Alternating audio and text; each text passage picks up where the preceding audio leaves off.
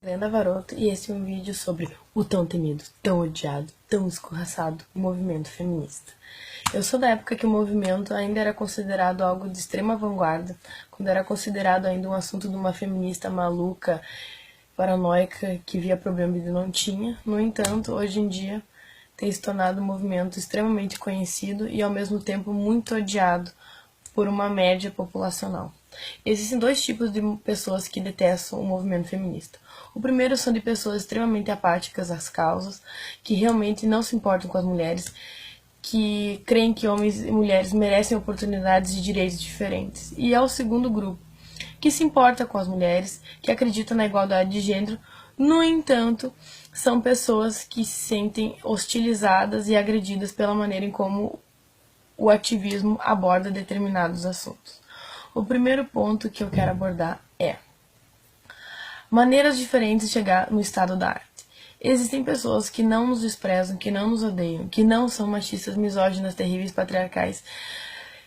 No entanto, elas acreditam que há maneiras diferentes de nós chegarmos nos mesmos objetivos.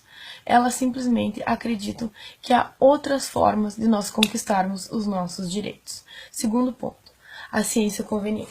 A ciência é importante apenas para tratar de assuntos como, por exemplo, homossexualidade. O quanto a biologia, os hormônios e a genética são importantes fatores para determinar a orientação sexual de alguém. No entanto, ela se torna completamente pária e irrelevante se o assunto for identidade de gênero. Então, usam da ciência quase como se fossem evangélicos, né? Porque se os evangélicos acreditam em Deus, então a ciência vai lá e diz, olha, a gente não tem evidência para provar que Deus existe. Ah, porque a ciência é um lixo, porque a ciência não vale nada. Mas se um dia a ciência chegar e mostrar que é uma evidência, ó, Deus existe, nossa, eles vão pagar pau pra ciência pro resto da história da humanidade, porque daí a ciência realmente vai ter crédito. Por quê? Porque eles usam da ciência não exatamente para buscar a verdade, não para refinar o pensamento, não porque acreditam que é a maneira, o método rigoroso mais correto possível da gente chegar na verdade, mas sim para servir às suas próprias ideologias. O terceiro ponto que eu quero abordar é a de homem. Ao invés das pessoas se concentrarem exatamente naquilo que está sendo dito, elas se concentram exatamente na condição do emissor da opinião. Ou seja, se você é homem, se você é cis, hétero, branco. Então, se a pessoa que estiver emitindo opinião for uma mulher trans, lésbica, caolha, periférica, que foi estuprada, abusada durante toda a sua vida, desempregada, paraplégica, ela vai ter razão em absolutamente todos os assuntos que visam o preconceito e a discriminação, independente dela estar afirmando um completo absurdo. Discurso e narrativa. Bom, geralmente se usa justamente dessa condição para continuar justificando as suas opiniões. Bom, o que importa é exatamente a sua narrativa, a sua perspectiva, o seu discurso, tudo que você passou durante a sua vida. Bem, se a gente realmente for justificar e levar isso a sério, é um completo tiro no pé porque serve para outras determinadas situações, como por exemplo, se um homem passou por bullying na escola, se ele foi rejeitado pelas mulheres, se elas fizeram apelidinhos, e um dia simplesmente ele acorda e resolve metralhar todo mundo dentro daquela escola. É a vivência dele, é a perspectiva dele, é o sofrimento dele. É justificável? É compreensível? Bom, explica o tipo de atitude que ele teve. No entanto, não justifica. Ou seja, nem sempre a perspectiva subjetiva de alguém significa razão. Não significa que essa pessoa deva usar de árbitro num palanque político para tomar decisões sociais. Não é o tipo de árbitro mais justo e mais racional possível. O Silas Malafaia tem a perspectiva dele, os islâmicos têm a perspectiva deles em relação às mulheres. Isso não garante nenhuma espécie de razão. Ninguém tem o dever moral de ser pinico de alguém. Né? As pessoas elas passam por determinadas situações que muitas vezes são graves, que elas são traumáticas, que elas são difíceis de serem entendidas. No entanto, isso não significa que as pessoas têm o dever moral de aguentar você cagando na cabeça delas, sendo uma pessoa mal educada e estúpida e agressiva porque não aguenta nenhuma espécie de crítica ou de questionamento. E aí entra outro ponto. Ego frágil. Me parece que há uma disseminação de comportamento das princesas da Disney que vão desmanhar com qualquer espécie de crítica ou de questionamento. Socorro, você está me silenciando. Socorro, você me odeia, seu macho opressor. Você quer me estuprar e dar pirocada na minha cara atrás de uma tela. Você me odeia. Menos. bem menos. Às vezes as pessoas simplesmente têm opiniões diferentes, às vezes elas são realmente ignorantes, elas precisam de alguma espécie de instrução, de informação. E há as pessoas que realmente são trolls. Elas não se importam com a sua opinião. Elas realmente são preconceituosas e elas só querem te incomodar. Elas só querem encher o saco. Ou seja, é importante a gente conseguir separar quem é troll, quem é ignorante e de quem simplesmente pensa diferente da gente. Isso não significa que elas nos odeiem, ok? Outro ponto importante. Todos erram. Não é porque uma pessoa é mulher que ela sempre vai ter razão em situações de machismo. Existem vieses cognitivos, existem vieses emocionais, tanto quanto de grupo. Ou seja, todo mundo está passível de erro. O nosso cérebro, quem estuda o cérebro, quem estuda a forma como o nosso raciocínio, a nossa cognição funciona, sabe que nós somos extremamente falhos, nós temos limitações quanto humanos. E se a gente vive num grupo onde todo mundo concorda entre si com aquele comportamento de manada, nós nunca descobriremos a verdade. Vai ficar naquela masturbação mental insuportável e a gente nunca vai chegar a lugar nenhum. Se fosse por isso, a gente nunca tinha saído da idade da pedra lascada. É importante que hajam opiniões diferentes para que a gente consiga amadurecer o debate, ter outras opiniões, outras maneiras de enxergar o mundo, outras perspectivas, para que a gente consiga refinar o pensamento e conseguir entender quais são as consequências, os fatos, as evidências, discutir sobre os direitos humanos, quais são os meios para chegar em determinado objetivo. Tem se falado também muito sobre a questão da sororidade, que no caso é o companheirismo, a cooperação, colaboração entre as mulheres, já que é muito comum esse comportamento, dizem, de mulheres se odiar, de mulheres competirem entre si. No entanto, eu tenho percebido que ao invés de haver uma colaboração sincera e genuína e envolvida com a causa ativista a curto, médio e longo prazo, tem havido uma espécie de apoio umbiguista, ou seja, se vem uma pessoa que discorda de mim ou que enxerga determinado comportamento feminino como algo errado, vão aparecer inúmeras mulheres defendendo essa mulher, independente do que ela tenha feito, simplesmente por ela ser mulher. O que eu acredito realmente que seja sororidade é abandonar essa perspectiva umbiguista e pensar nas próximas gerações. O que realmente vai produzir de positivo para a nossa sociedade.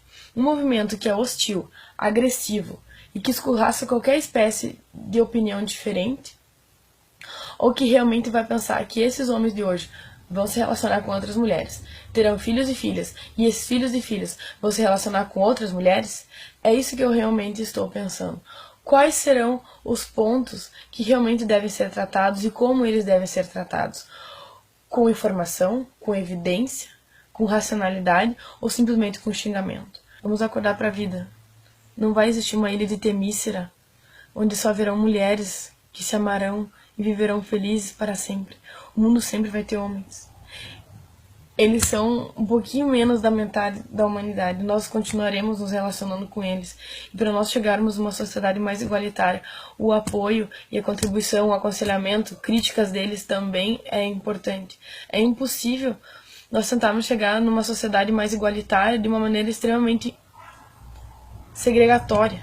Simone de Beauvoir, que inclusive é uma das autoras que se tornou o ícone do movimento feminista, é uma das menos lidas. Se vocês realmente lessem o primeiro e o segundo volume, vocês teriam vergonha das porcarias que vocês ficam disseminando na internet. Simone de Beauvoir fala: é impossível conquistar a justiça no seio da injustiça. Não adianta você se espernear, berrar, dizer que tem razão simplesmente porque você é minoria, porque você é mulher, reproduzindo um comportamento que é de lógica, inclusive que vocês criticam, que é a patriarcal, que é o argumento da autoridade, não a autoridade do argumento. Ou seja, porque é homem, no passado ele tinha razão. No passado, porque era branco, ele tinha razão, porque ele era superior. O que faz com que vocês pensem que porque vocês são mulheres, vocês são oniscientes em qualquer espécie de opinião ou situação discriminatória? Agora vocês são deuses? Vocês têm um pensamento sublime, intransponível? Aí vão afirmar, mas é a minha situação, vocês precisam de empatia, vocês precisam de entender minha subjetividade. Bom, palanque não é terapia. Terapia não é palanque. Objetivos. Aliás, objetividade, evidência, é diferente daquilo que você sente. As pessoas não são obrigadas a moldar a vida delas de acordo com a sua própria subjetividade. Vocês conseguem imaginar o que é o mundo moldado dessa maneira? Nós vamos ter que criar 7 bilhões de mundinhos, um para cada um, para que ninguém se sinta ofendido por absolutamente nada. E uma coisa extremamente importante, depois de eu fazer esse vídeo 59 mil vezes, nenhum macho me coagiu, nenhum homem, um homúnculo, habita na minha cabeça dizendo o que eu devo ou não devo pensar. Eu acredito na razão, na racionalidade e que qualquer pessoa é capaz de chegar nesse consenso, de chegar nesse estado através do conhecimento, através do questionamento e de outras informações. Inclusive eu posso estar falando um monte de porcaria hoje. Se alguém aparecer com argumentos melhor do que o meu, se ela provar que eu tô errada, se ela tem evidências melhores, ok, eu vou mudar de ideia. Mas não é através de xingamento, de ameaça, que eu vou mudar de ideia, que eu vou me retratar de alguma maneira. Se vocês vão me ameaçar com xingamento ou de tirar minha carteirinha de feminista, eu não me importo, não me interessa. Entendeu? É muito fácil ter coragem de ficar atrás de uma tela e expor a minha opinião. Eu não vivo na Idade Média em que eu tinha que arriscar minha vida para dar a minha opinião. Então, se vocês discordam, beleza?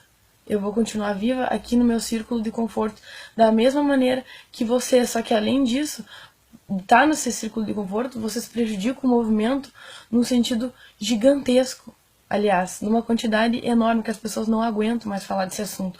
Porque simplesmente o debate não amadurece, são os mesmos assuntos e a mesma espécie de abordagem insuportável, agressiva, prepotente, autoritária de comportamento de manada. Eu sou uma mulher racional, eu sou inteligente, eu tenho a capacidade de argumentar, de buscar evidências tanto quanto vocês. Eu não estou fazendo nada de extraordinário aqui e eu não vou desmaiar simplesmente porque alguém me expôs um argumento diferente.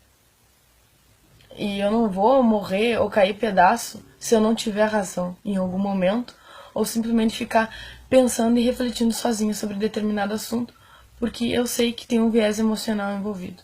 As pessoas pensam que por situações traumáticas, a gente tem razão em todos os momentos. Não.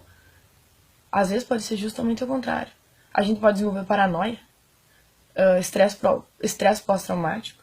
A gente pode ter um viés emocional que impeça com que a gente veja situações com objetividade. Porque não é isso que a esquerda afirma? Que bandido bom é bandido morto, é errado, não é? Aí vem um conservador e fala: ah, mas é porque você não foi assaltado. Então essa situação de vivência realmente é válida.